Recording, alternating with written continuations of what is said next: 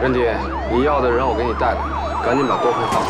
在我们的人上来之前，你有几分钟的时间，他随你怎么处置。就是因为你，他们才会把小郭当成郭鹏给绑架了。如果按照这个户型，我们大胆的推测的话，这应该是个老式的塔楼。不出意外的话，应该就是这。我们准备突进去。周建，听我说，不要往里闯，这是个陷阱。那这玩意儿的覆盖范围是多少？辐射的范围应该是3公里左右的半径。千万盯住，记住，时间差是关键。你怎么开车的你？你左转你不打灯啊？刘源打电话了，已经找到被叫号码，离支队只有不到3公里。他们要绑的是你儿子！放弃别上！如果你们还认为他会大发善心的话，我就只能在这儿给我弟弟收尸了。你也别乱想了，得多休息。你说的对，我是该休息。告诉洛西香，小博要是有事儿，我让他儿子陪葬。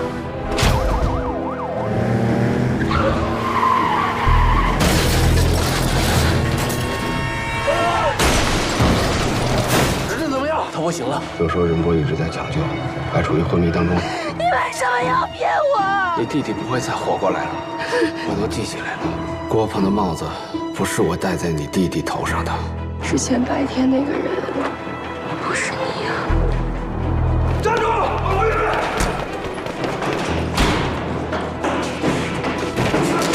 这次去江州核查案子，但更重要的是查一下这个安藤，那是我有熟人，能搞定的。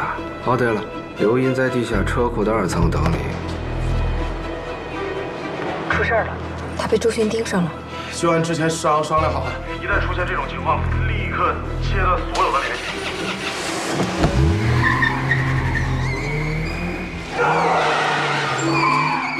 封锁地铁站，同志对你叫增援。你现在赶紧回去，等我消息。到现在已经过了9个小时了，会不会他已经逃离这个区域了呀？不可能，除非他长翅膀了。哎，风，不好意思，要不是走投无路，也不会给你打电话。继续增加人手，就是挖第3尺，要把他给我挖出来。千万别乱动啊！关宏宇，我不可能让你每回都跑掉的。我这边出了点事儿，首先就是你要寸步不离的跟着老关，最后就是你们2个要开一个房间。不就是想盯着我吗？昨天你半道上截下了叶方舟，跟着我和关宏宇的，恐怕不止他一个人。谁让你身后那个人？那还有谁啊？不清楚，但肯定是有人在帮他。出来吧，等会儿就起来了。而且是个高手。为什么要帮我？是你们的直属。你好，我们是从京港来的，我们是想找您调查和核实点事儿。董先生，您这方面挺有品位啊。您别看我收藏红酒，但是我却不怎么喝。你知道现在一瓶82年的老配酒市价多少钱吗？不会低于5万，61年的就更贵了，差不多得30万块钱吧。关老师，屋里好像什么都没有少。少了这个。虽然现在没有任何直接的证据，但是通过我们走访董前发现的疑点，再加上他事后莫名其妙就失踪了，我觉得这事儿有必要继续调查下去。那你需要我们怎么配合？要不你把那个胡强给押过来吧。这该往哪边走啊？都看见车了。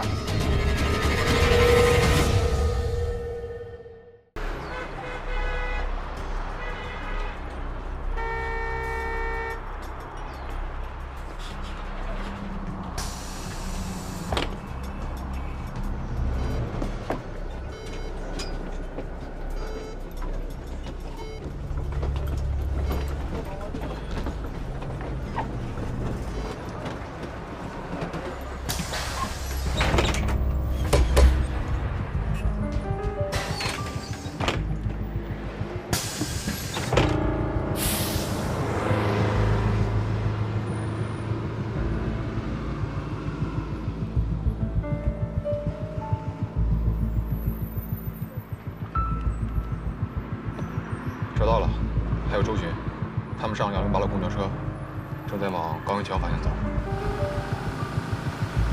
来，让一下，谢谢，让一下。挤什么呀？对不起啊！来，让。哎，有病吧你？不好意思。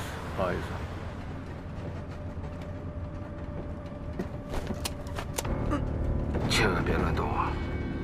哎，什么么都别想，这车上人可多，我这枪一走火，不定打到谁身上。关宏宇，我不可能让你每回都跑掉的。我要真想跑，你还会在京港见着我吗？你到底想干什么？我早就跟你说了，我是被人陷害的。现在我查出一些眉目来了。好，那你先把枪放下，乖乖的跟我回队里，慢慢的讲述你都查到了什么。之前你杀死的那个安婷，跟陷害我的人有直接的联系。还有之前你们开掉的那个刑警叶方舟，他应该跟安婷是一伙的。我建议你们跟进一下这个线索。那王志革呢？王志革，他可能是临时被征召的，应该不是他们的固定成员。临时征召？你跟我哥不是破获了一起绑架案吗？新闻上说死了一个绑匪，事后你有见有人去找人质的家属要悬赏吗？你到底想说什么？我就是想告诉你，有这么一股势力。你的意思是说，杀绑匪的那股势力杀了吴征的一家5口，然后嫁祸在你的头上？我就是这个意思。关宏宇，那天在楼道碰见你，没想到反应还挺快，身手不错。别动。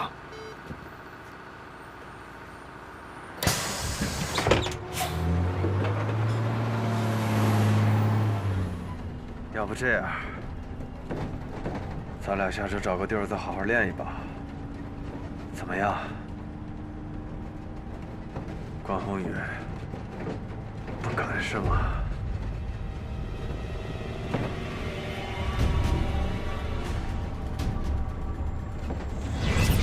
别动。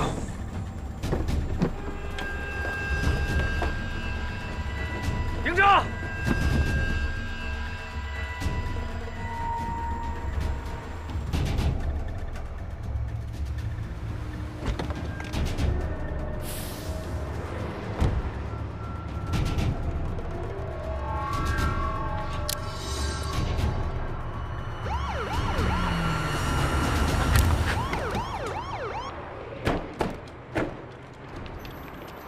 哟，刘队，好久不见啊！叶方舟，跟我们走一趟吗？来坐。等会儿，那怎么了，刘队？我违章停车了。你自己心里明白。来坐，走。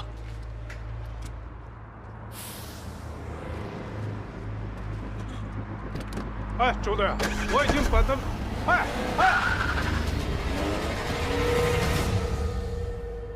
应该是这栋。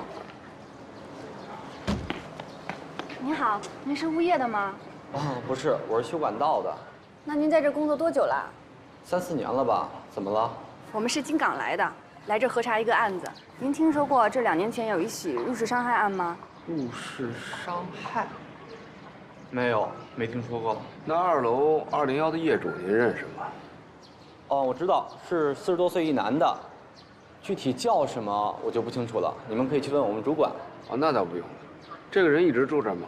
那我就不清楚了，反正自打我来了他就住这儿，没有换过人。啊，谢谢啊。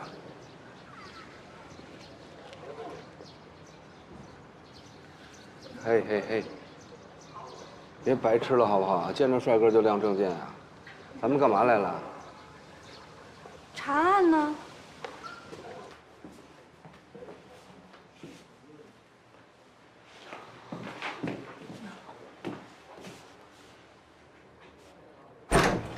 哎，你们干什么？该亮证件的时候不亮。哦，你好，我们是从京港来的，我们是想找您调查和核实点事儿。好。哟，可是我上午有2节课呀，今天。没事，来得及。那行，那你们请进吧。打扰了。没事。来，随便坐。随便坐。还要上课？您是？哦，你好。哎，你好，董乾，我一直都在江州职业技术学院任教。不好意思，打扰您工作了。我叫关洪峰，这位呢是周书同警官，我们找您呢，主要是关于2年前的一个案子，想跟您核实一下。2年前的9月15号。是的，您对那天的事儿还有印象吗？印象有，应该是有，因为每年的9月15号呢，我们学院都会举行一次运动会，所以那天我应该是一大早就去了学院。这几年了，我都是担当田径项目的裁判。那运动会一般是什么时候结束啊？应该是傍晚4、5点钟吧。不过我不会待到那个时候，因为田径项目呢，一般都是上午就结束了。我中午在学院吃个午饭，下午就开溜了，就当给自己放半天假。那中午您离开学校后，我去了法西路的一个果园市场，那果园市场很不错的，我记得很清楚。哎，对了，这个壶就是我当时淘到的，它虽然是个赝品吧，但是做工还比较精致。那您大概是几点回的家呀？几点回的？这个我就记不大清楚了。不过肯定不会超过7点，因为我有看新闻联播的习惯。哦。江州啊，地方小，我平时呢不怎么上网，所以想了解天下事，我只能是看看新闻了。听您口音，不像是江州人啊。啊，我是老家是沈阳的，不过我来这边差不多也有6、7年了吧。二位就说这么半天了哈，我冒昧问一下，就是你们到底想查什么呀？哦。我们在金港破获的一起案件中呢，据嫌疑人供述，在前年的9月15号，也就是在咱们江州，曾实施过一起入室伤害案。伤害，入室伤害！我的天哪，这么大的事儿，别说我这儿没有了，整个小区都没有听说过呀。这个人他是会不会记错了呀？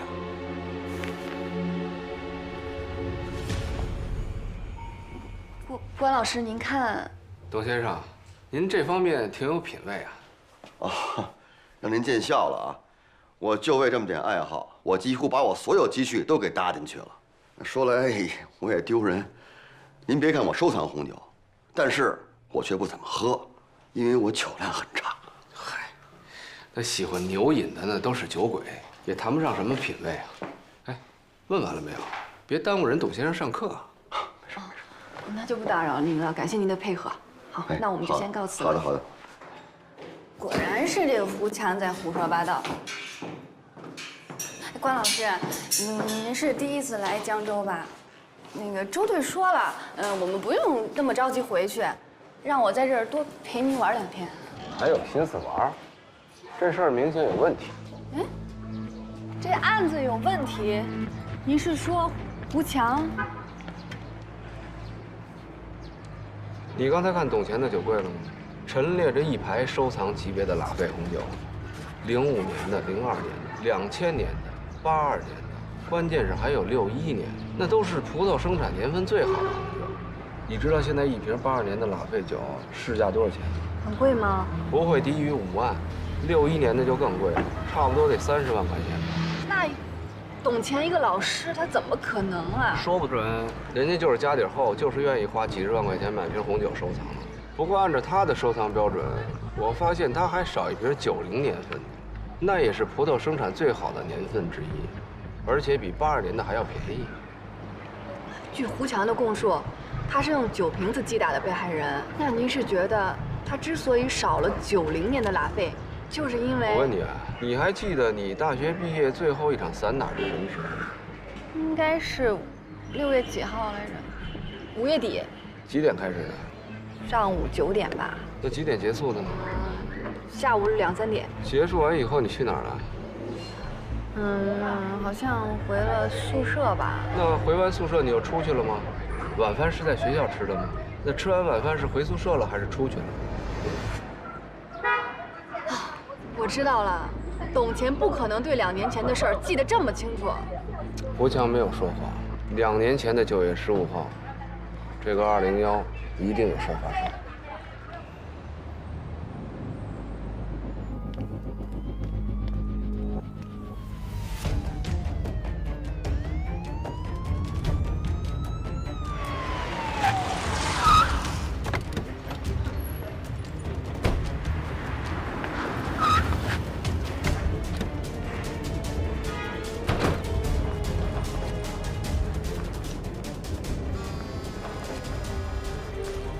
先别慌，继续向前走。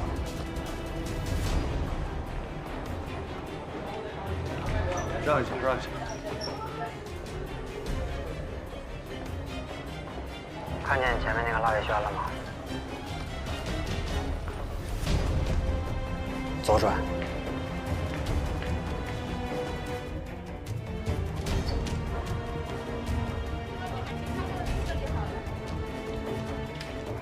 哎，你们两个守着门口，你们俩去那边找。上2楼。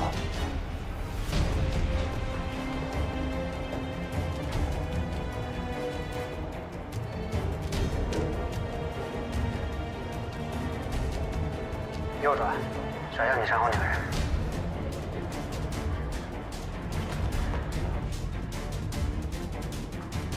出来吧，大会儿就雪来了。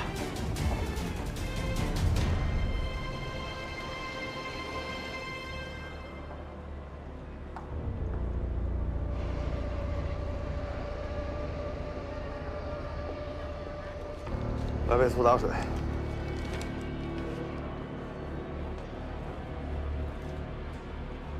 别急，马上就好了。哎，干什么你？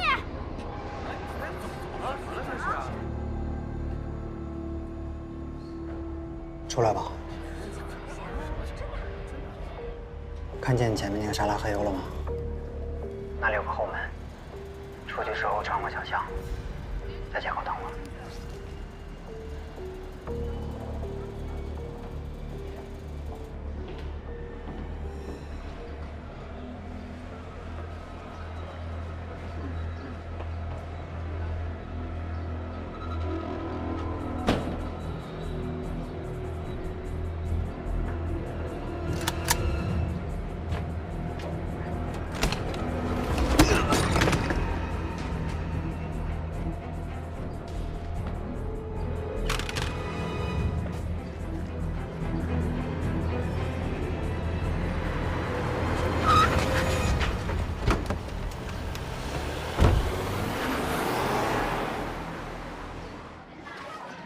要不这样，咱们分兵2路，你呢去弘阳分局查一下董钱的资料，我就在这儿等着，等董钱上了班以后，看看有没有机会非法入室，查查里边有什么重要的线索。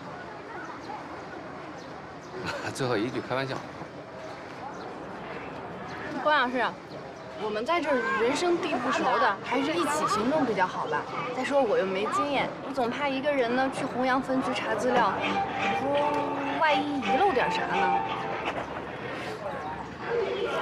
要不这样，我去弘阳分局，你留在这儿盯董钱，好吧？哎，关老师，关老师，我对跟踪也……行，同去。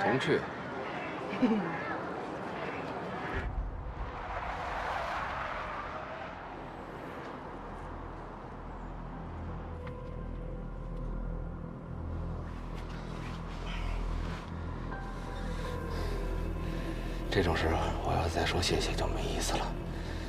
走了。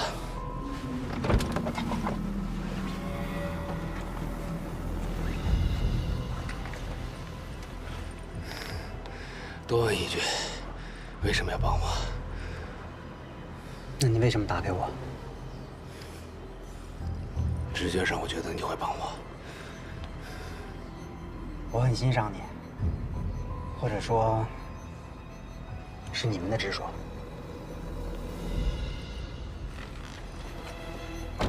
我晓得了，金港来的哈，但是我们这个地方也是有规章制度的，啊，不是因为你们没有这个接受性，你们怎么办啦？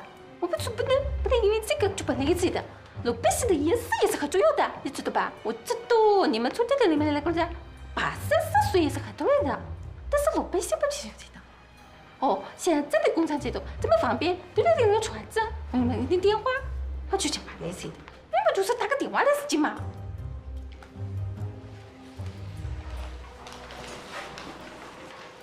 哎，我记得昨天晚上在火车上，你不跟我说你有个同学就是江州的吗？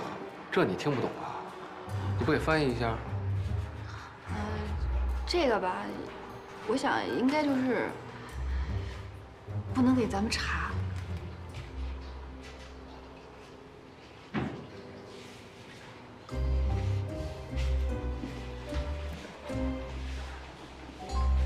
好，知道。你们放心，往这边联系弘扬分局。如果有需要的话，我传真一份那个介绍信过去。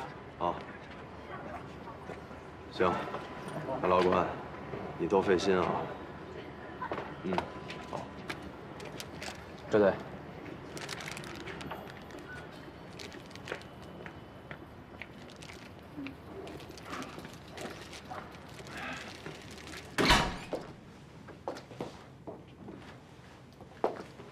叫什么名字？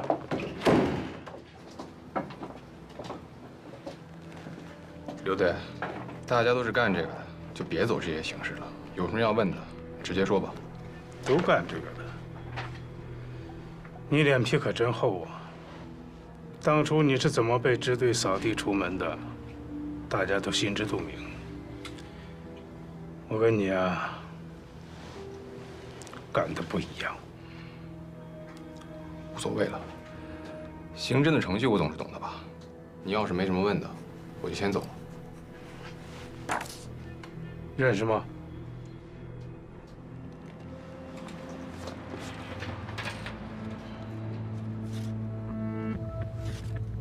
这不是安哥吗？他怎么死了？怎么认识的？生意上的伙伴。什么生意？这些年我一直往城西边几个区的超市供应进口食品，安哥在食品检疫有些关系，你懂的。他叫什么名字？安腾。是他真名吗？不知道。你最后一次跟他见面是在什么地方？莲石东路那家夜总会，大概5、6天前吧。我跟几个哥们在唱歌，中间安哥来坐了一会儿。有他电话吗？有啊。要记吗？把电话给我。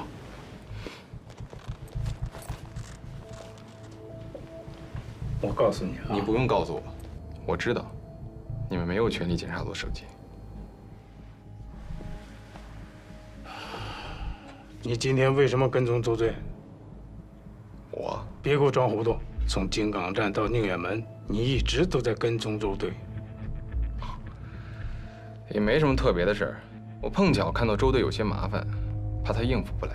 毕竟当初大家都是刑侦的弟兄，关键时候我还能搭把手，不是？碰巧，这里边都有你的事儿，别以为我们不知道。知道书童为什么讨厌你，不仅仅是因为当初你为了重新成家生子而抛弃了他和他的母亲，也不单单是因为当初你一意孤行把她的男朋友从刑侦支队扫地出门，而是因为你在骨子里面就是一个乖张、暴力、无法正常沟通的老家伙。你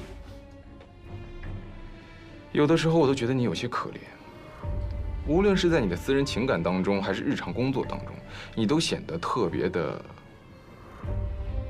无能。女儿的怨恨你无法化解，而面对一个良好市民，你也只能拍拍桌子。听我句劝，早点退休吧，别在刑侦支队里面丢人现眼，遭人讨厌。你。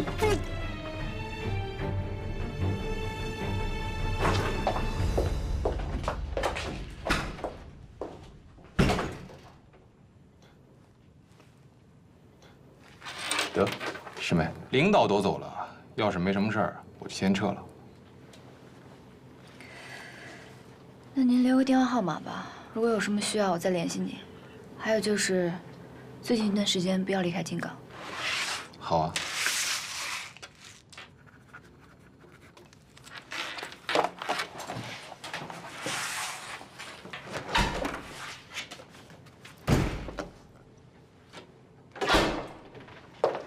刘队，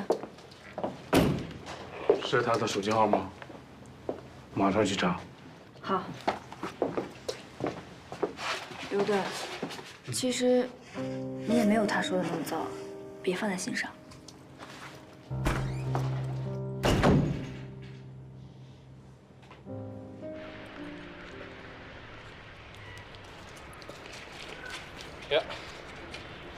周队，送你句时髦的话，不作就不会死。安藤就是最好的例子。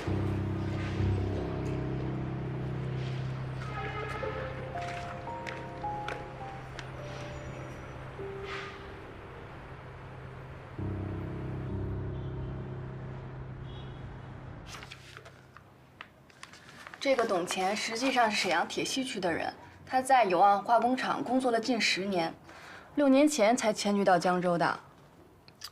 他为什么离开沈阳？这我就不知道了。不过在他离职的前1年，他的化工厂发生了化学品泄漏事故，死了2名工人。事后，除了死者家属，还有当值的工人都得到了相应的赔偿，包括董乾。事故报告上显示，他当时是车间主任。能让他来这个地方安居，那看来这笔赔偿的数额不小啊。他还能收藏名贵红酒呢。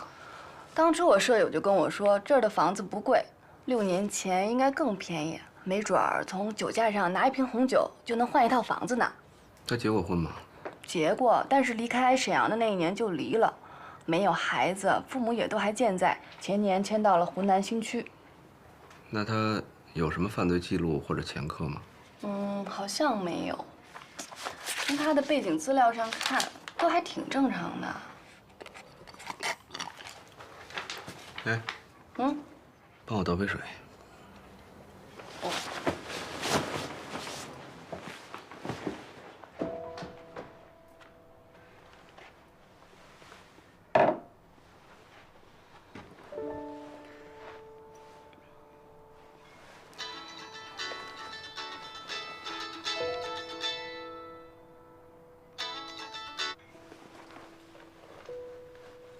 怎么不接啊？哎，男朋友查岗啊，我要不回避一下？没有，不是。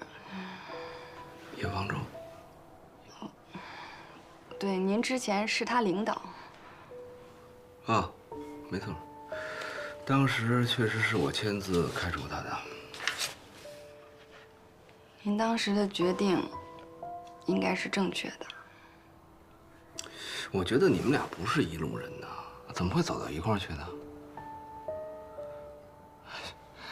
还是离这种人远点吧，他不简单。我没有。哎，行了，别说了，时间也不早了，赶紧洗洗睡吧。明天早上咱们再去一趟东花园小区，我得好好再问问这个东西。哎。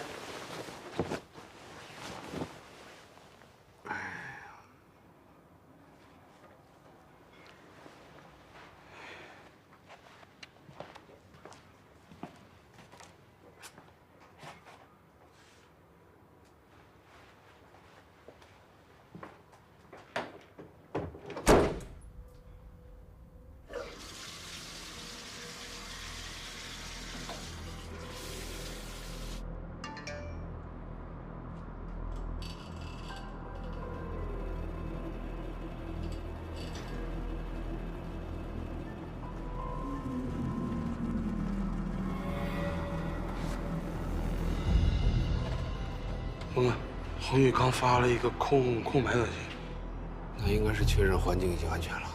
打开它。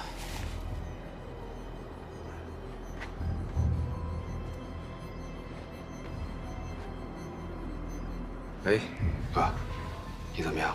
没事吧？我现在暂时安全了，我在崔虎这儿呢。你那边什么情况？你还有心思问我？你就照顾好你自己就行了。我这边的事我自己处理啊。哎。不过有个事儿，我得跟你汇报一下。怎么了？这周巡肯定让周书童盯着我呢吧？啊，这周书童以经费不足为由，在酒店就开了1间房。我现在跟这丫头住在1间房里边，你说我是想办法躲开她呢，还是我就将计就计，出卖色相，换取片刻自由啊？啊！都这个时候，你还拼什么呀？啊，另开房间肯定会让周巡更加的怀疑。至于第2方案。我建议你跟亚楠请示一下。得，我明白你意思了啊。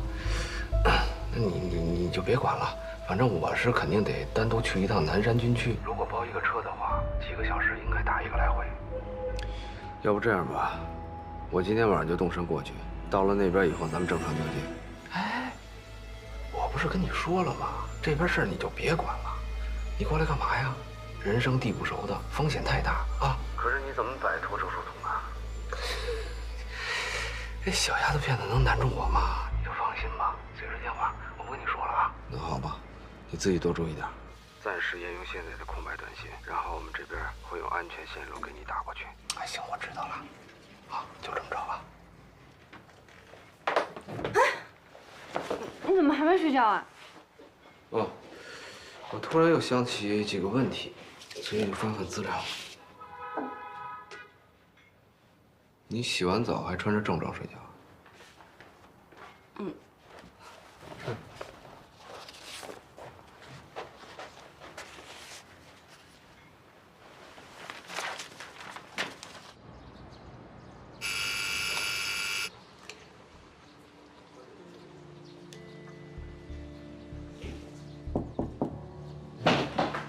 关老师，物业的监控显示，董前傍晚5点就出去了，之后再也没有回来。给他打电话了吗？打了好多遍，他的手机一直显示是关机。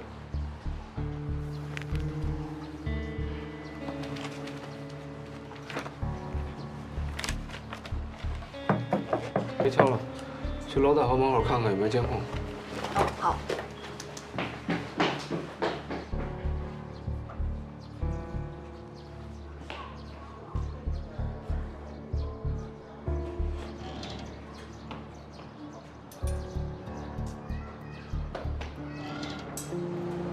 都没有，应该只有小区的正门口还有几个消防通道安装了监控。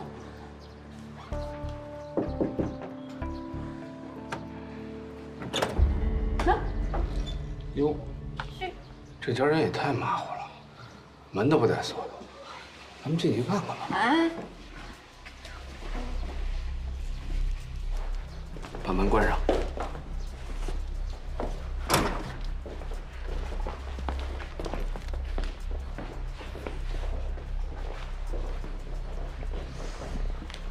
关老师啊，我们是不是应该联系一下弘扬分局的人呀？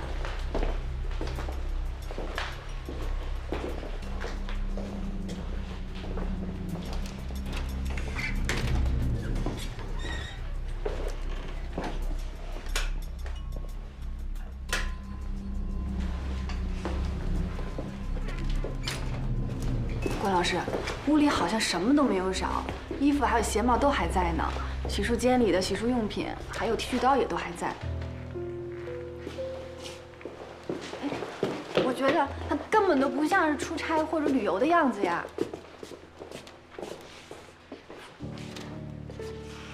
不，少了这个。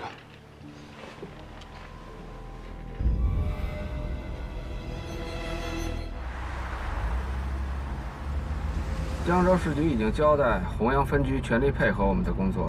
我们调查了所有火车站还有机场的出票记录，没有发现董前离开江州的迹象。不过通过监控，我们发现昨天晚上6点，董前的车经过宁通高速的蒋王收费站。我们现在正在朝那个方向搜查。有任何证据显示董前涉嫌犯罪吗？如果没有的话，把案子交给江州警方不是更好吗？毕竟那是人家地头。这事儿我觉得恐怕没那么简单吧。虽然现在没有任何直接的证据，但是通过我们走访董前发现的疑点，再加上他事后莫名其妙就失踪了，我觉得这事儿有必要继续调查下去。那你需要我们怎么配合？要不你把那个胡翔给押过来吧。什么？我想让他过来指认一下现场，我觉得他没有说谎。行，我知道了，你尽快安排。好。接着说。您在美市广场找到那支5.4式手枪，是一支批准报废的枪支。我在销毁清单上查到了序列号。序列号还在？不在了，但是弹道记录有备案。这枪上背着什么案子吗？那倒没有，只是没有像清单记录的那样被销毁而已。这把枪跟之前王志革夜闯警局，还有安藤死之前用的那把情况一样。很少听说报废枪支流到社会上。你是说，关宏宇？不是关宏宇的。可这支枪，不就是在关宏宇逃跑的路上找到的吗？如果是关宏宇的话，他没有必要在公交车上抢我的枪。那周队，您的意思是当时在美食广场还有其他人？老刘，昨天你半道上截下了叶方舟，跟着我和关宏宇的，恐怕不止他一个人。关老师，往南通方向还有很多个出口。目前我们的计划是沿着高速的主干道找下去，同时联络各高速的出口收费站，调取监控。这个出口怎么没有收费站？啊，这是一条去那山的废弃公路。后来从征夷到那山有一条直达的旅游快线，所以呢，这条路就没再修了。这个那山是旅游景点吗？征夷市政府是这么规划，其实啊，就是几座种植茶叶的山，没什么可玩的，压根就没怎么开发。行，你跟咱们弘阳分局的同志继续往下找，我下这边溜达溜达啊。哎，我们一起去啊！这是高速的中段路，你一个人来来回回的多危险啊，是吧？我回头接你也不好接。要不这样吧，你们开一辆车去那边转悠转悠，我们开另一辆，继续去搜查一下街道。啊，咱们保持电话联系吧。好的，谢谢你啦。麻烦了，麻烦了。哎，没事儿。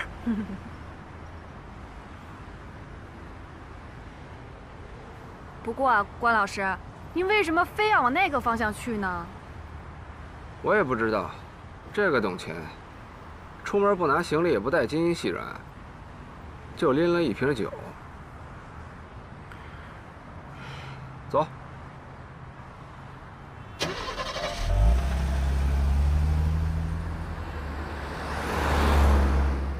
叶方舟这小子，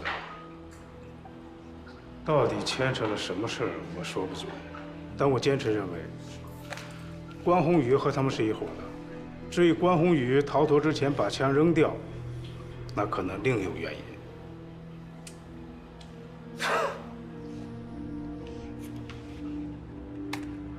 这个，刘队，枪支上提取到的指纹确实不是关宏宇的。那是谁的？还在筛查。老关在江州的那边案子有了新的情况，我恐怕得过去一趟。至于这边，现在基本上可以确定，确实有一伙人和我们一样在找，甚至在追杀关宏宇。再就是那把枪不会平白无故的被扔在那里，关宏宇能在重重包围下一次又一次的突破封锁，他也不是一个人。从昨天开始，我们2个队一直24小时轮流监控叶方舟。从围捕行动开始，高亚安呢一直也在监控状态。关宏峰和彤彤在江州，那还有谁啊？不清楚，但肯定是有人在帮他，而且是个高手。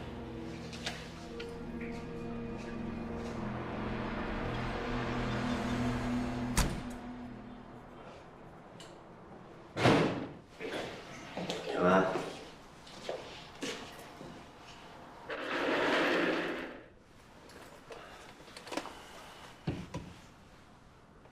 怎么每次一见着我就一脸急急斗争呢？周队长每次莅临法医室，不是有新尸体送给我，就是来催验尸报告的。这2样都没办法让我高兴吧？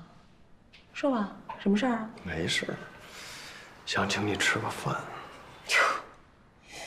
有话直接说嘛，何必献殷勤呢？我就这么让你讨厌吗？啊？让我讨厌的事儿，你不是都让刘长勇代劳了吗？我想跟你商量一下，关于孩子的事儿。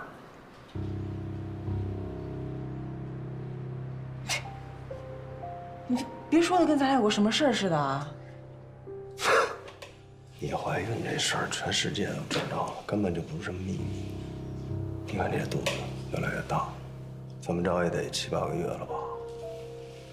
想没想过产假的事儿？像你这种情况，没结婚就生孩子了，按照正常的流程是不可能批给你的。那批不了，大不了就不干了呗。别呀，你放心，我会替你想办法，不可能把你逼到这条路上。那我就提前感谢一下周队了。你就这么对我冷嘲热讽吗？啊？不过我希望你能明白，你是咱们支队的人，维护你和抓关宏宇都是我分内的事儿。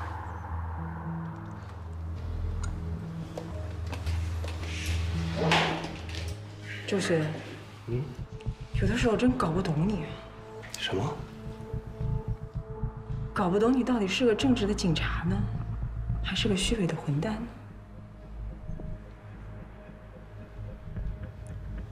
晚饭依然有效，赏脸的话，下班见。哎，不过话又说回来了，我也有点搞不懂你，为了一个关宏宇，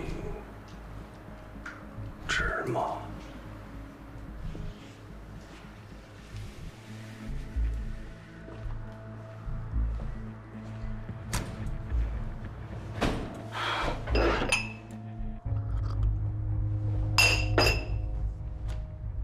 看什么看啊？干活啊！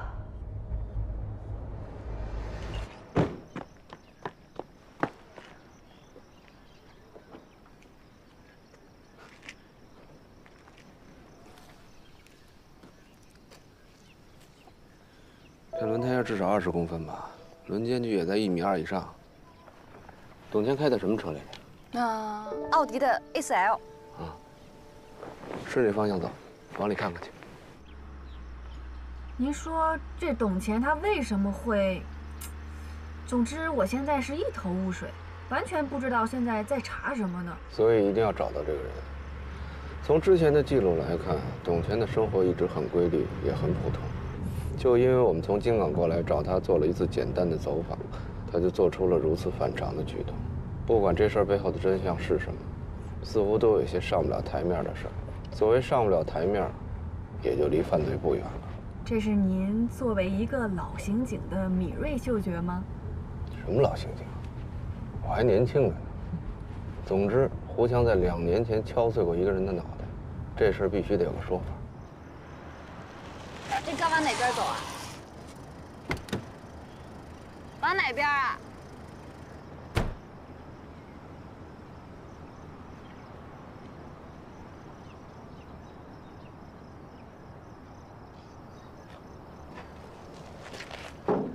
往这边。哇，关老师，这路面上连轮胎的痕迹都看不出来，您居然看什么轮胎印啊？都看见车了。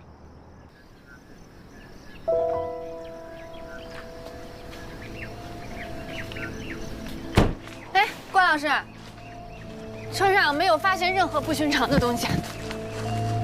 不寻常的东西，就是指凶器啊、血迹，还有毒品什么的。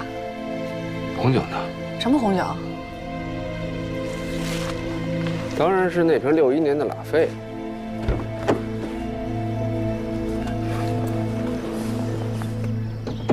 这钥匙插着，怎么仪表盘不亮啊？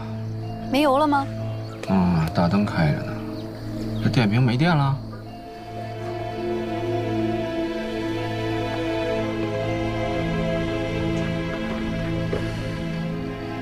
也没人坐。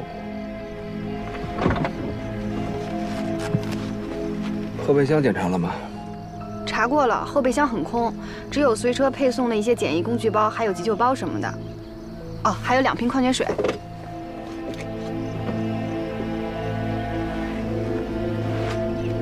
这是个望远镜。记住了，以后再描述这种东西的时候，叫它具备测距功能的单筒望远镜。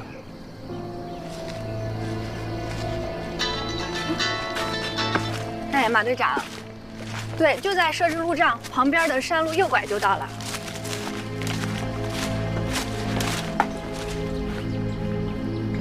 关老师，马队长就要到了，您看是不是先？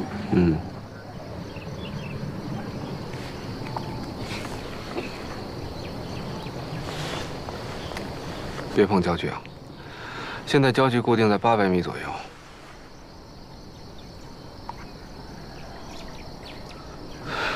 那您的意思是，董乾就站在这个位置上，拿着这个焦距调到800米的具备测距功能的单筒望远镜，肯定是在山谷前800米的某个位置上能看到些什么，对吧？你们警校教不教数学的？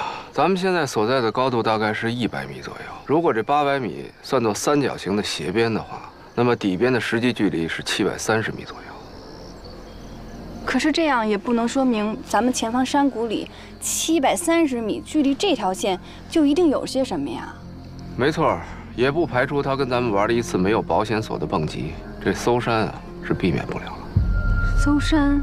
当然，既然他弃了车，就只剩下徒步跋涉和跳崖这2种选择。你不是说他没拿矿泉水吗？这人呐，走不远。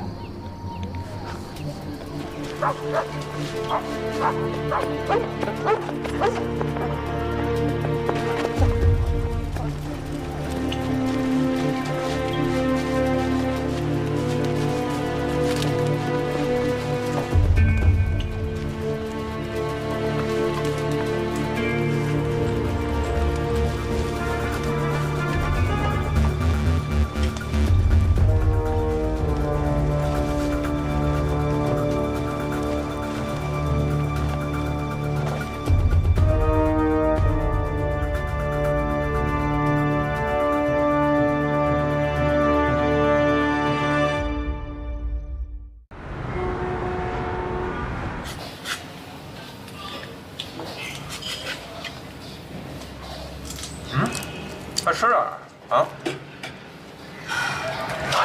怎么？看我吃相不好看？您还真是尊老爱幼啊！跟我吃顿饭连烟都不抽了。确实没顾得上啊。问你个问题啊，纯属八卦。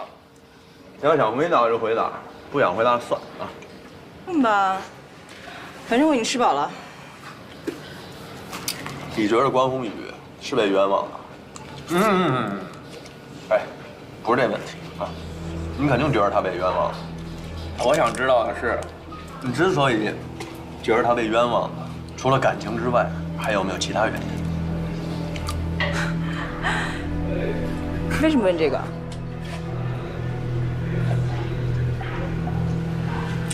在调查的时候，你说你跟他分手了，那你现在怀孕，很矛盾啊。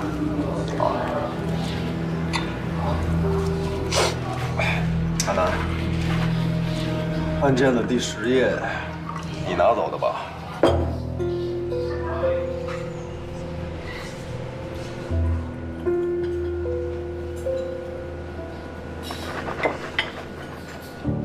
你好，请慢用。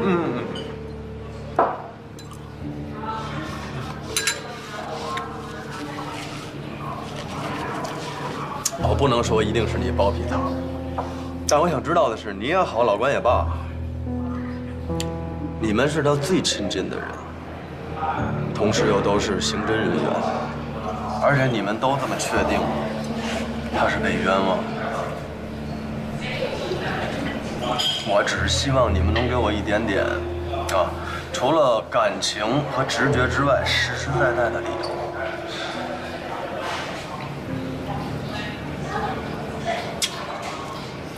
哼，说来也可笑啊，唯一给了我一点线索和可能性是关宏宇本人。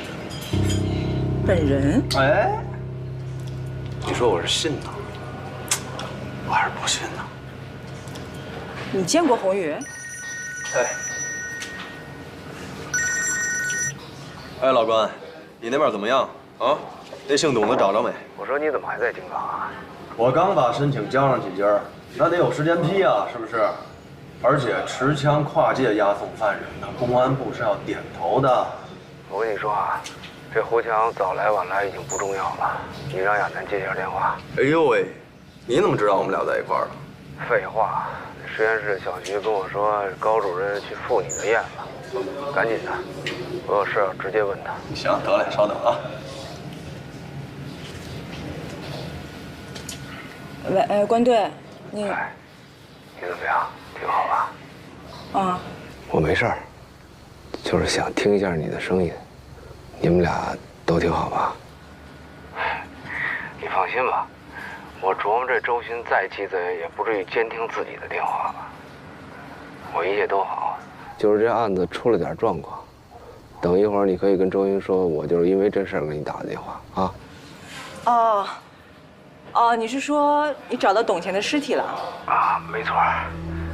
不过不是董钱的，而且不止一具呢。这我不管，发电机也行，发电车也行，总之先给我支起急闪灯来，而且搜索工作绝对不能中断。谁知道现场还会发现什么？对，立刻去办。蚊子也太多了。十分感谢二位啊，我这也是碰上10年不遇的大案子。局里啊，现在已经成立专案组，全力破案。今天晚上看来也不会有什么太大的进展，不过至少可以把现场固定好。二位也辛苦一天了，这样，我先派人送二位回去休息。有什么情况，咱们明天再继续沟通，好不好？可孙队，我们孙队，这地狱管辖的事儿就不说了，我们要找的是董钱，到现在还没找着呢。另外，如果这些尸体里包含我们京港的那个案犯所供述的受害人的话，也希望咱们市局能够跟我们共享一下这个案件的进展啊。不好意思，二位，接一电话。喂，喂，听在的，我在山里听不清。喂，什么？这么就不过来？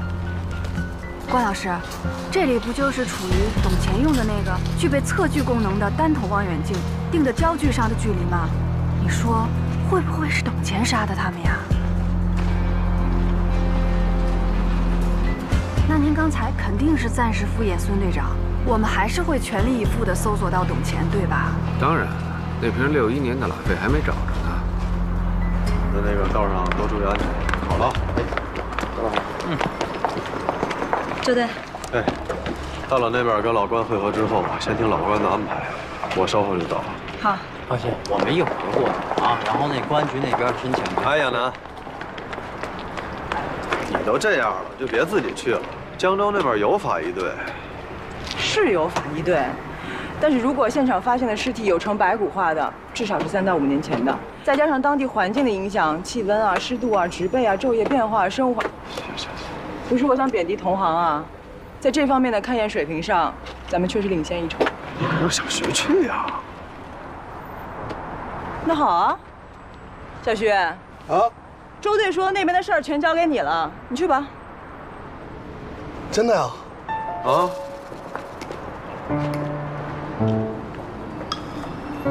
不行，周队，我哪能行啊？不行，高主任，我是不行。不行啊？不行不行不行。行了，你之前不是刚跟我说过吗？大家都是干刑侦的，干活吧。行吧行吧啊，自己小心吧啊。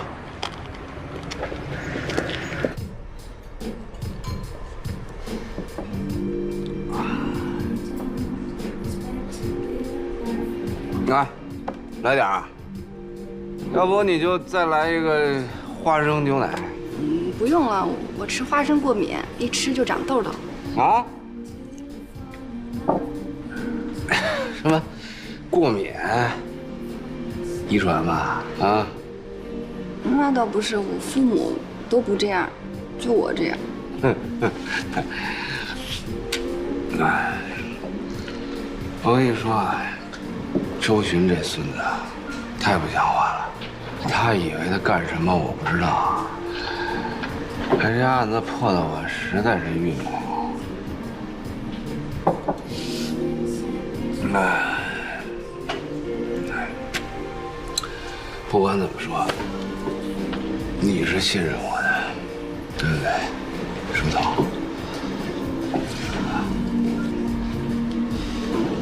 当然了，关老师，我肯定是最信任您的。别关老师关老师的，听着生分。咱们现在是工作以外的事情，叫我哥。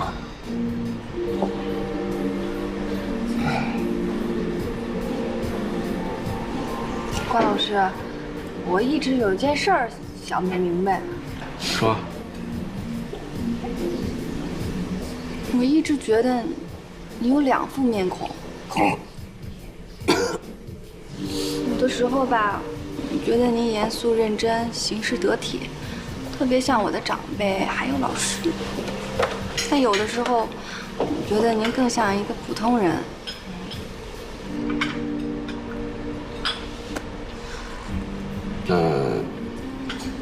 更喜欢哪一个？啊？关老师，我先上个洗手间。哎，你知道我说什么？我早就想告诉你了，只有你能看见我的另一面。关老师，我队里增援就要到了。关老师，我先回兵班写报告了。哎，我等会儿回去陪你啊。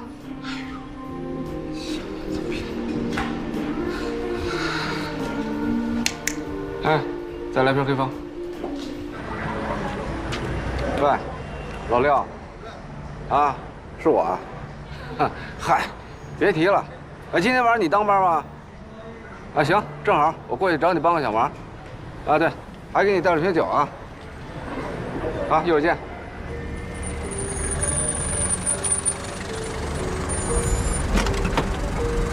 麻烦您南山。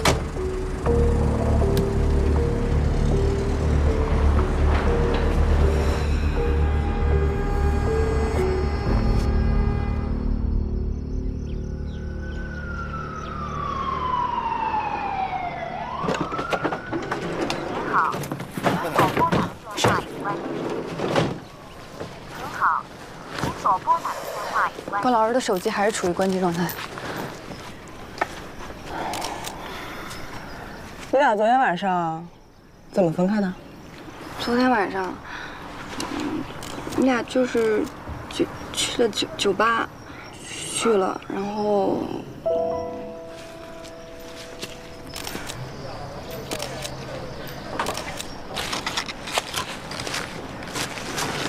昨天晚上怎么着人家小姑娘了？你看把人家害羞的。我不是让你别过来吗？怎么又来了？啊？关老师，周迅什么时候到啊？应该是今晚。好。赵倩，这是孙队。哦，孙队。管辖问题解决了吗？公安部已经做出了指认管辖的确认函，应该这2天就会过来。希望我们2市的刑警通力合作，早日破案。好的。走，哎，公安部有那么快吗？大家总不能白来吧？让周队圆个谎呗。小徐，干活吧。好嘞。你是不是昨天没休息好啊？这一圈儿。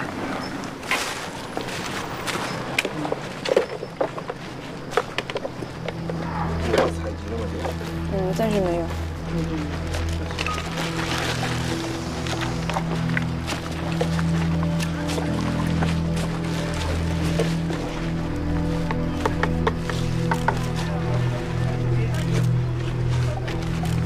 怎么样？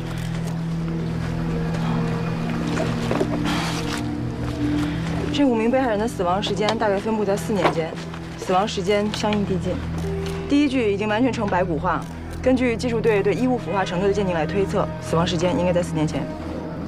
第二具虽然也呈白骨化，但是从骨盆位置、蛆虫的生长周期以及骨质风化的情况来推测，死亡时间相对更近一些，大概在3年前。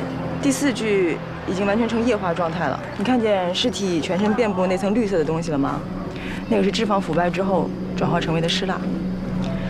最近的这具相对还算新鲜，虽然遭到昆虫和野兽侵蚀的情况比较严重，但是从指甲脱落的情况来看，死亡时间不超过3周。哎，那中间这具呢？中间这具软组织已经风干了，而且你看，左侧颅骨有处凹陷。凹陷，这是胡强敲死那个？准确的表述要去掉那个“死”字儿。被害人舌骨断裂，更像是被勒死的。难道胡强把他干倒了，另外有人杀了他？4年间5个人，咱们得会同江州警方查一下这些年的人口失踪记录。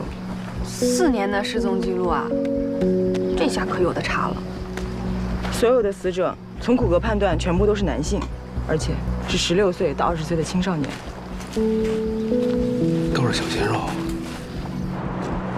哎，朱学，朱学，我的意见是，现在的情况下，你最好别离开井冈。关宏宇是通缉犯，江州这边也得破案。咱们是刑侦支队，不是他关宏宇的专案组。再说这边有你，肯定没问题啊。对了，叶方舟那边怎么样？那个混蛋呐，他离开支队就把手机号码给换了，拨打过他其他曾经用过的电话呢，也都停了。那你闺女的手机没停吧？哎，什么意思啊？老揪着这个？不是，你看看啊，叶方舟恰恰这个时候联系周书彤，不像是偶然。无论出于保护你女儿，还是查到叶方舟背后的秘密，我都建议你跟进一下。行，我先走了啊。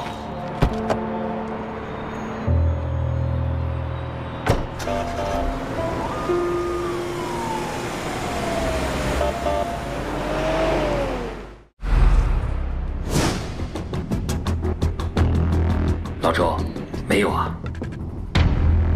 我有办法。我被拉进了一个500人的单身群，约定好了，谁结了婚就要退群。3年后，我当了群主。他刚才说什么？他说他是群主。他是群主啊！他当了群主了。超搞笑的视频，超恶搞的段子，和脑洞大开神评论、神套路，尽在最右 APP。没事儿，千万别下最右 APP。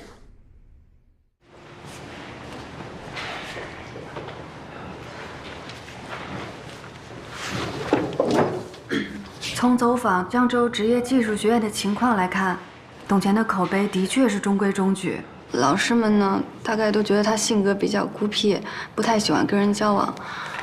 学生们反映的也大多都是，什么照本宣科啊，作业布置的有点多，诸如此类的，都是什么没有价值的事儿。不过说到底，他也的确没有什么任何出格逾矩或者什么牵扯违法犯罪的行为。赵倩，从我们委托沈阳铁西支队走访的情况来看，董乾在永旺化工厂任职期间，曾有过不止一次猥亵甚至是性侵男性青年职工的劣迹。不过这类事情呢，一是比较尴尬，当事人也未必愿意闹大；再者，从法律上的界定来说，相对模糊，所以最严重的一次也不过是按违纪给了个处分。怎么还有这样的人呢？再后来，化工厂发生泄漏。包括董乾在内，在岗职工幸存的一共有6名，每个人赔偿金是27万。董乾拿了赔偿之后，就离职迁居到这儿了。27万？那他东华园小区的房子，我查过了，总共是42万6，房子是按揭买的，还有一半现在还没有付呢。月供多少？1800。他那辆车至少20-30万吧？那辆车也是贷款买的，月供是2000。等会儿，他在学校的工资是多少？这个呀，我问一下。好话不嫌多，你继续忽悠江州的警方，让他们抓紧找这个董乾，无论如何先把人找出来。好。董乾在技校的工资，再加上津贴补贴，总共每个月能拿到4600，但是刨去他3险1金还有7七8八的，他只能拿到手的也就3000出头而已。然后他还要每个月交3800的贷款。然后他还有闲钱去古玩城淘货，别忘了，还有拉菲。照这么说，董乾真的是活得很奇怪啊。查清楚这个董乾除了工作之外还有别的收入来源没有，然后让沈阳警方配合走访一下他的父母，搞清楚他家庭的经济状况。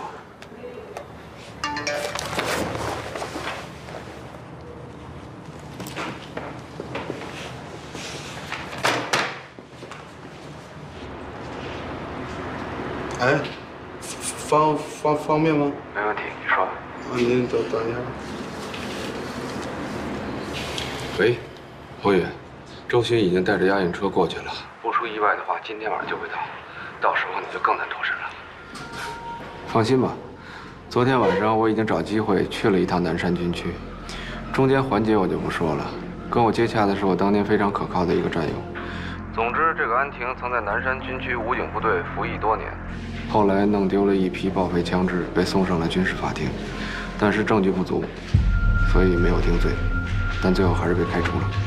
这个安婷本是山西大同人，父亲早年病逝，母亲患老年痴呆症，现在还在大同一家养老院。他被部队开除之后行踪不明，据说是带了妹妹去京港发展。妹妹。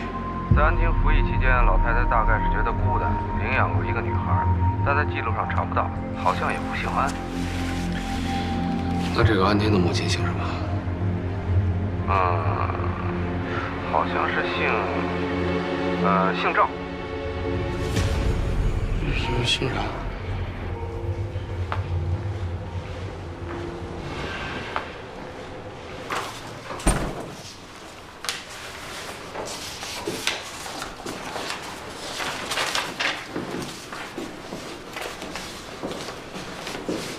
哦，对了，小徐，哎，小周好像找你呢。好，我去看看。对。怎么样？结果出来了吗？1号被害人，他在肋骨下方我们发现了多处刀痕，经过初步诊断是遭利器戳刺致死的。2号被害人的刀痕在颈椎前方，也就是说很有可能被一刀戳穿了脖子。3号跟4号被害人很像，都是遭勒颈致死的。去除表面的尸蜡之后，我们甚至还能模糊地看到颈侧的勒痕。5号被害人是被溺死的。我们在肺腔提取的水质样品，怎么老觉得跟你一本正经的聊案子那么搞笑呢？什么意思啊？是不是觉得我改邪归正以后，这魅力值大减呢？对了，关于死亡时间更确切的认定，我还需要去趟现场，找一些关于气温、湿度以及生物环境相关的检材。既然您来了，能不能陪我去趟现场啊？我想来也拦不住啊。哎，你得注意一下身体。知道。关老师，周书彤没找我呀？是吗？那可能我听错了吧。没事，你先忙吧。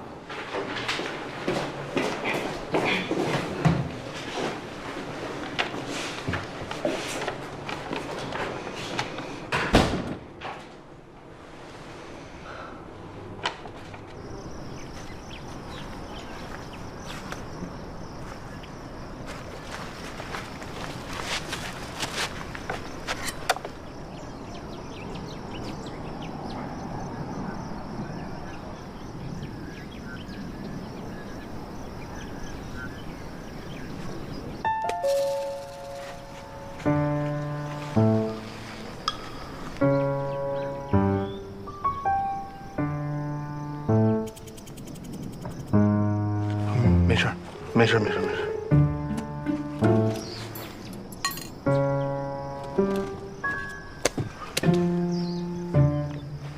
姐，有东西砸着我了。没事儿。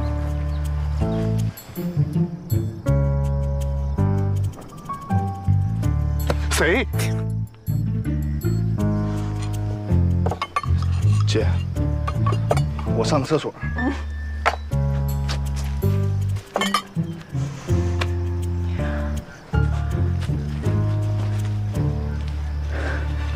你干嘛？没听见人说吗？要上厕所，这多恶心！你要累就歇会儿。王老师，我董前东花园小区的走访情况来看，物业、保安还有同楼的居民都不止一次发现董前时不时的就带一些男性青年回家，但他因为是老师，所以大家以为他带学生回去补课呢，也就没有多想。但谁能想到？是，这个从现场情况来看呢，犯罪嫌疑人很可能是董前，但也不能视为我们就掌握了确凿的证据。但是冷却期和被害方式都不一样的话，那关老师您是怎么确定的呢？是这样啊，我跟你说，这连环杀手不等同于疯子，有时候谋杀行为只是在实施某种犯罪的结果的延伸，也就是说，这凶手在行凶的时候未必就真的想置被害人于死地，但结果被害人死了。你看那第1具尸体，他是遭利器反复戳刺致死的。哦，那您的意思是，第1名被害人很可能是跟凶手在发生暴力冲突的时候被杀死的。第2具尸体呢，也是遭利器戳刺致死，但手法就利索很多了。颈部一刀毙命，凶手的手法进步太多了。但是利器所造成的开创性伤口会造成大面积的失血，其实对于他清理现场会很麻烦的。所以凶手就改用勒杀或者其他不见血的方式作案，而最后1名嫌疑人溺死的。这样看来，凶手的作案手法越来越成熟了。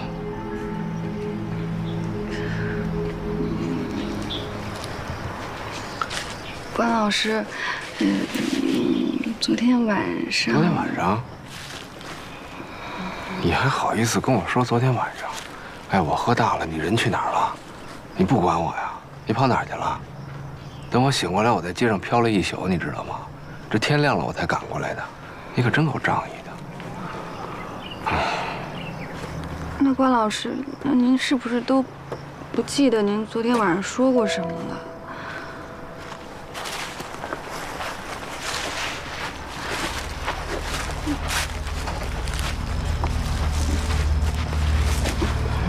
关老师，其实我昨天晚上就想告诉您，太阳出来了，你看得清楚那片树林吗？什么树长那样？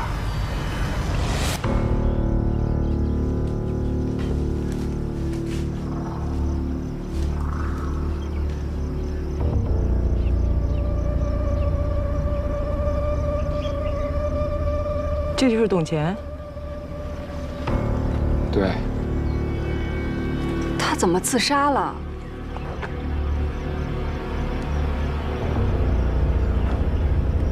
那边61年的红酒呢？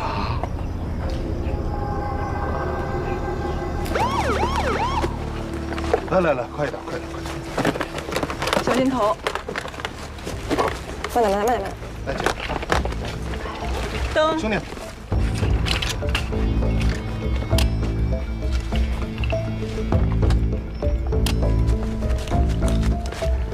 关老师，周队说还有1、2个小时就要到了，不过我们这边是不是要结案了？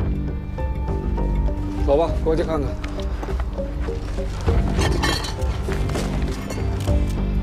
刚刚算了吗？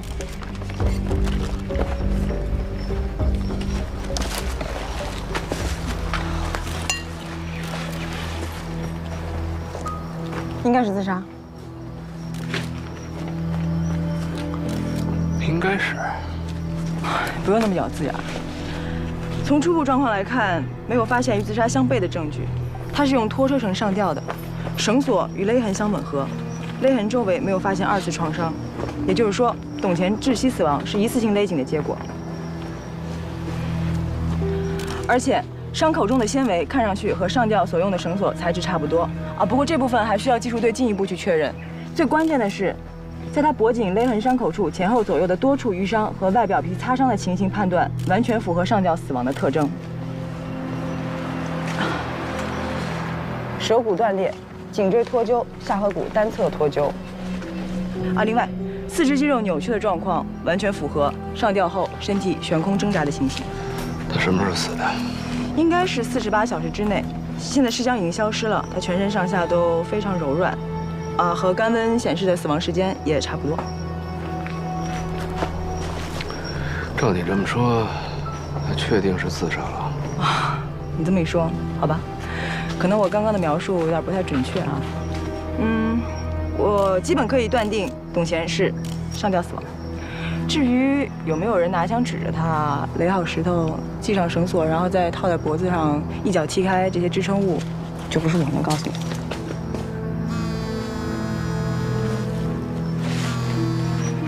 小周，来帮我扶下灯。哦，谢谢啊。你确定他是上吊死亡的吗？对。不过亚楠刚才也说了，光凭上吊死亡的认定不能排除他杀的可能性。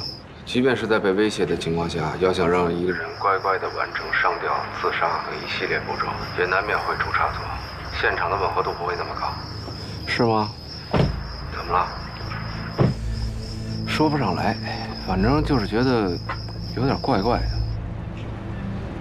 你可以说来听听。有时候直觉，并不是没有任何现象或证据做依托的。你也许还没有掌握对于线索的整理和归类，但结论并不一定是错的。是这样啊，董乾消失以后呢，我们按照正常的搜索逻辑找到了他的车，然后从他车里找到了一个单筒望远镜，上面定焦的距离刚好让我们找到了一地的尸体，然后从抛尸现场回望，又很容易地找到了董乾上吊的地方，这一切都太顺利了。我觉得好像哪儿不大对头。你拿到那个望远镜的时候戴手套了吗？当然戴了。那个望远镜是什么材质做的？金属、复合塑料还是橡胶？上面有没有喷涂？这你查一下是什么材质做的。如果是常规的材料，上面应该有指纹。哎，你的意思是说，那镜头上可能有别人的指纹？重点是，那上面到底有没有指纹？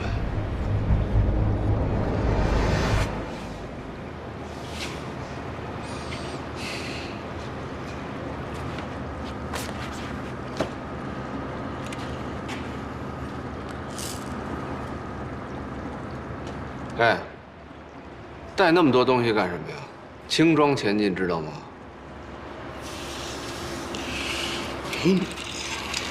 我就觉得，你说咱们去之前，是不是应该跟人打声招呼啊？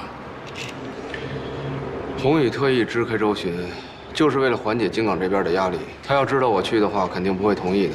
惹那个麻烦干什么？不，我就觉得我思前想后啊，你想不想听听我的意见？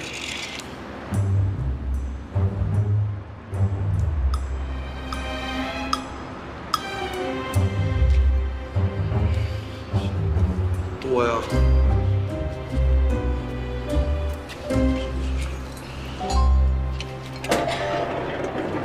郭队，人押过来了，下来。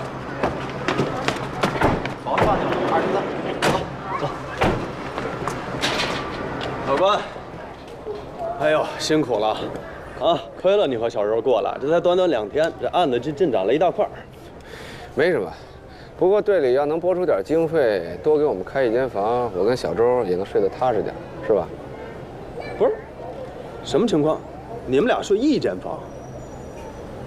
你这孩子，你怎么回事啊？我电话里不跟你说的很清楚吗？让你给关队一个人开一个单间儿，你怎么回事啊？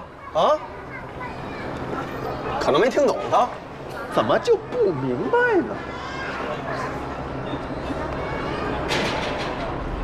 你顺着排水管从阳台窗户那爬进来，就没发现卧室里有没有人？我们一般进到别人家之后，都是先去门口把门给反锁了，防止房东突然回来嘛。然后呢？我锁好门，往回走，我就看见一个小伙子从卧室那个方向就走出来了。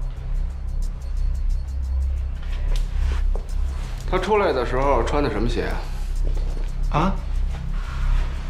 我问你，他出来的时候穿的是拖鞋、皮鞋还是旅游鞋？他穿的拖鞋。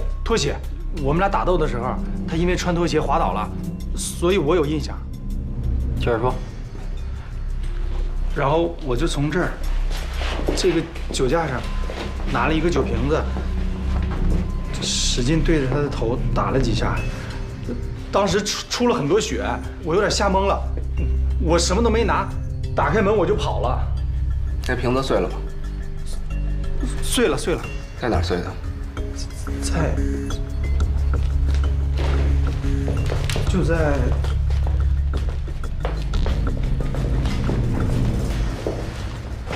大概就这儿。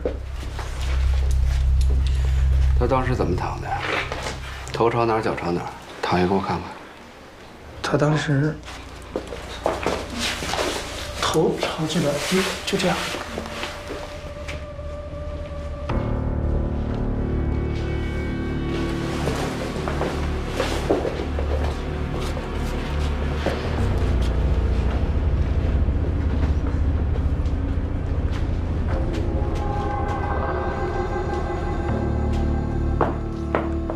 怎么着，老关？觉得地板被换过？我看这地板缝隙之间颜色差不太多，应该没被调换过吧？王啊，把技术队叫来，把地板全给我撬了。得嘞。朱队，这是我们总队的李队长，新来的朱队。李队长你好。你好，你好，请坐吧。哎，好。我们沿着江州职业技术学院的方向跟进调查，发现最近遇害的4号、5号被害人啊，都是该校辍学的学生。2位受害人生前都或多或少受到家庭的影响，导致耽误学业，平日里结交了许多的社会上的闲散人员。从东花园小区保存的监控视频里啊，我们已经查到了最后一名被害人和董乾共同进入东花园小区的记录，时间上啊和法医给的死亡时间基本上吻合。此外，我们也在对近些年这个范围特征内的失踪人口报案进一步筛查，相信很快就能锁定所有受害人的身份信息。周队，您这边啊，正好，资料，我们在胡强指认的地板下面发现了血迹和红酒残留。他在2年前的9月15号入室行窃，并且伤害了一名男青年的犯罪事实已经被证实了。再联系咱们两边的法医对3号受害人的检验的情况来看呢，3号受害人和这个男青年很可能是同一个人，但是3号受害者是死于舌骨断裂。说白了吧，也就是被勒死的，并非胡强所为，应该另有其人，或者很可能是董乾干的。这儿，目前案件勾勒出来的大概情况是，董乾作为曾经在沈阳多次猥亵乃至是性侵多名男性青年的潜在犯罪分子，移至到江州以后，不止一次的诱骗辍学、无业，甚至是有类似境遇的青少年到自己家中实施性侵害。我们有理由相信，更多的受害人没有遭到杀害，只是没有报案。哦，另外那个我们关队认为这个案子还有一些疑点。关队，